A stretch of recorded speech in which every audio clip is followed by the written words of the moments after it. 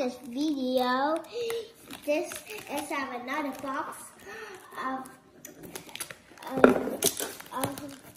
of mine. My auntie bought this for me, and the last time too. And he's some Chinese letter inside. 卡西那必须，卡西那必须美丽。See, these crackers need to put it out. Why need to put it out? This is called crackers. Dude, what is Chinese letter? It always says Chinese inside. Ooh, that was cool. That was dumb. This is crackers. It's called crackers. Bánh nhiều quá rồi, hai anh em ăn không hết luôn. This is Kevin một phần nữa, Kevin phần nữa nè con, hai anh em chia ra ăn.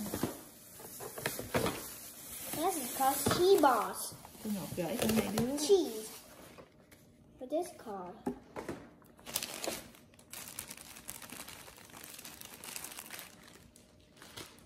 What is this? Does it have a large cow?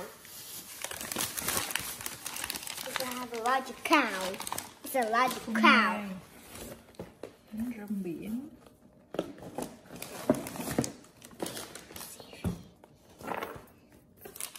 Cái này gì nè Kevin? This is like eyes. This is. Cái này kêu bằng gì qua này nè? This one is puzzle. That's called puzzles. This one, if you want this, buy this.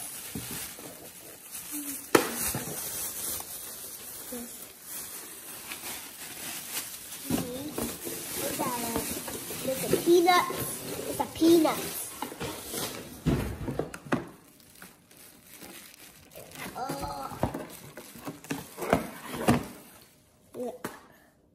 You love it.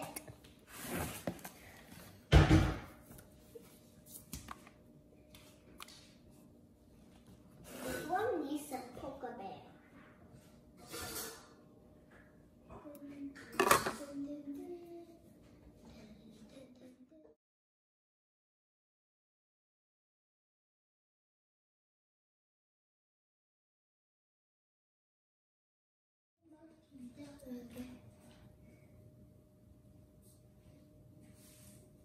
Em dán cho nó nhìn đẹp không? Dán cho chỗ chính giữa cũng được nữa. Trời ghê quá trời. Chắc cái này lấy cho mình tự nhiên nè, bán được à.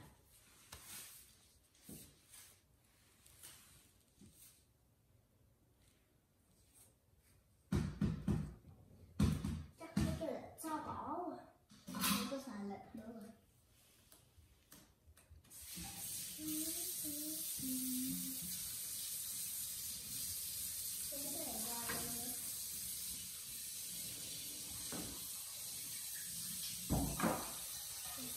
Qua dính rồi. Xài lâu rồi. Qua dính rồi. Còn